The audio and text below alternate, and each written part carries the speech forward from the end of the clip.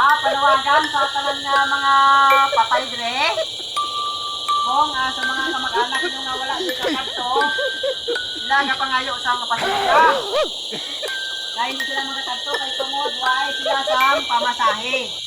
Oo, ang ilang nga ginahangyo nga kamo na lang daw ang magkatulog sila. Oo, ito mo, kato na kamo ito kung natin sa ila. O, kay Ariel, tanawan nyo na yun, pakita ka rin ha. Ha? Daw 15 years na siya na naghalin, huwag pa kabalik. O, si Ari pa din, naghalin lang siya. Huwag naman di kabalik. Ate, kung gusto nyo man ngayon, ikaw makabalik. Ha, katuan nyo yun yung mga paritin. Amo lang to. Ako nga pa nang natin sa inyo.